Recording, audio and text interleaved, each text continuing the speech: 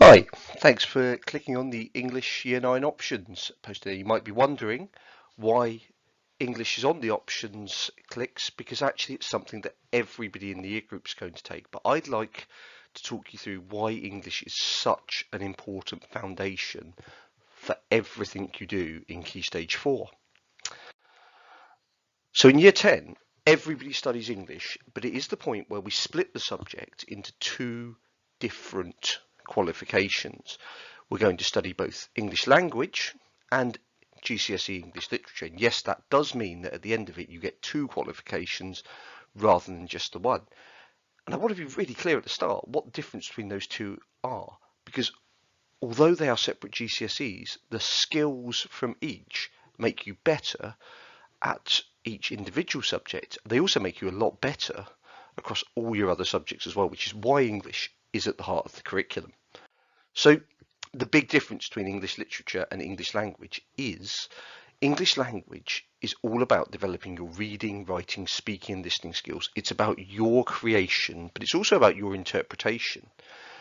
We'll read a lot of short extracts, short stories, short segments, and we'll be always asking, how does the writer achieve a particular effect? Why does language behave in that particular way?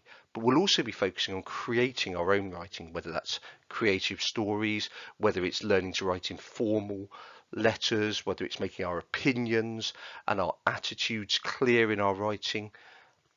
And what I really want to stress with English language is that yes, most of us are already familiar with it, but we're looking to become specialists. We're looking to control our meaning at GCSE. And we also study English literature. Now, English literature is the study of language as an art form. It's the idea of exploring prose, poetry, and drama texts. You've encountered all of these at Key Stage 3, but we will be diving into a lot more depth when we go to Year 10 and 11. English literature is all about the great works of English, how they reflect life around us, how we can appreciate that, how we can understand it. And you see from my little diagram at the top that actually English language and English literature are not separate. The skills that you develop in English language help you to be better at understanding and interpreting literature, finding those hidden meanings. Equally, that little bubble with English language and English literature could go out and feed all of your other subjects, because even maths spends a lot of time describing and explaining the effects of things. So that's why English really, really matters and why we do two different types. Why should we study English language? Well, I've kind of already spoken about some of the things it does, but actually it's about developing your reading and interpretation. It's not just about being able to understand something, it's being able to understand language fully, to find the hidden meanings, the implications, all of those little subtle patterns. And it's also about making your communication skills the best they can possibly be.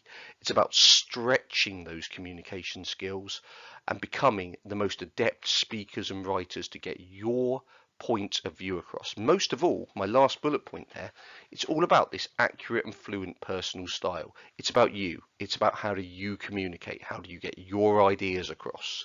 The absolute golden skills in English are to be clear, to make your meaning absolutely precise, but to be crystal clear and so clean cut that people can't misinterpret you, which is a lot harder than it sounds talking over a PowerPoint. It's the technical side of English. Now, what makes a good English language student is someone who pays attention to the patterns, someone who realizes that English has lots of rules and lots of patterns that apply in some situations. There are not hard and fast patterns in language, they change. And a great English language student looks at the words, the patterns, the speeches, the writing in front of them and asks, why does it happen that way? And by doing that, they improve their pronunciation, their grammar, their vocabulary within English, and they become a more diverse and more precise learner, which spirals out and helps all of your other subjects as well. They always ask why writers do things in a certain way. Why does language behave like that here? What's the effect and impact of the language choice? And they take that knowledge and turn it into their own writing. They go, oh, great. I can't just use language to communicate. I can use it to persuade, I can use it to manipulate, I can use it to advise, to guide, to caution. Language is at the heart of everything, and English is our main tool of communication. Most importantly, you read regularly. Now, don't fall into the mistake of thinking literature is all about reading the books. It certainly is. But the wider you're reading, the wider your knowledge of text, the better your skills in English. Now, in terms of jobs, it can take you to all sorts of places, and actually anything that's got communication, writing, or knowledge of how those things work. So you might think about advertising, you might think about marketing, you might think obviously about writing, it's the easy one, but you might think about journalism, going into newspapers, into media, into publishing on websites. You might think about consultancy and law, where you need to think about exactly how that language is being used. You might also think about the study of linguistics itself, about being able to communicate your meaning across foreign languages. But don't forget that all the careers that you might look at in sciences, engineering, technology, maths, they need a lot of English, because if you can't explain what you're doing, if you can't make it clear, your knowledge can't be articulated. So English language, it's a cop-out answer from me, it's at the heart of everything, but it also has some very specific uses for it. It's one of the most useful GCSEs you will study. Flip side, English literature, where language is broad and we study lots, English literature, we really want to focus our skills on precise types of text. So we look at a modern play, or I won't say modern because it's a 20th century play and we are in the 21st century. We look at Inspector Calls as an example of British culture in the 20th century. How did we become what we became, and how did our writing reflect that? We look at Macbeth, a classic Shakespeare play, and we will go into much greater depth. I know some of you will already be aware of parts of Macbeth. We'll look at A Christmas Carol and the Victorian age of writing, and we'll look at poetry to do with the themes of power and conflict across a range of sources. And there's loads of reasons to study English literature, not least that everything we read is genuinely fascinating. But it teaches us a lot of history, it teaches a lot of theory, it teaches a lot of criticism. We learn a lot about how people think from the way they express themselves on the page. It helps us to understand intellectual tradition, to think, okay, I understand why people think in that way. So I understand the intellectual traditions of the Victorian period are not the same as the intellectual obsessions that we do today, how we think, how we write.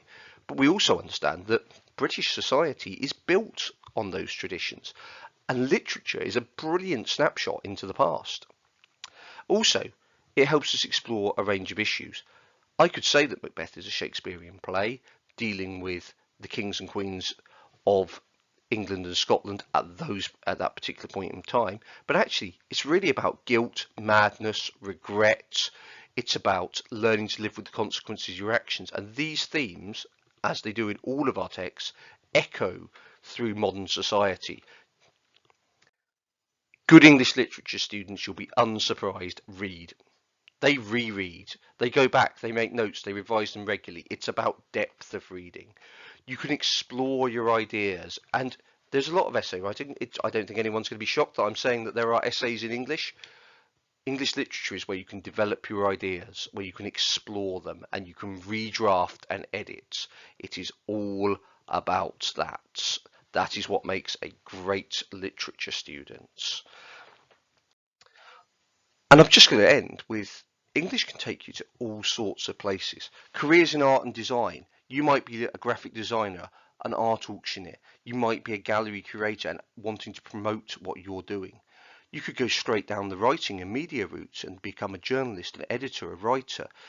You might go into education, and whether that's teaching like we do in schools or whether it's university study, language still matters. You might be going into the world of advertising, the world of law, or even anything to do with recruitment and working with people. Communication is at the heart of English, and communication is at the heart of the GCSEs, and that is why everyone in the year group will be studying English language and English literature. And I actually can't wait till we start it. I'm really looking forward to seeing all you guys as we specialise even further into our study of English. Thank you for listening. If you've got any more questions, don't be afraid to either talk to your regular English teacher or email me, Mr. Hayter, and I'll answer it directly. Thanks for listening, everyone.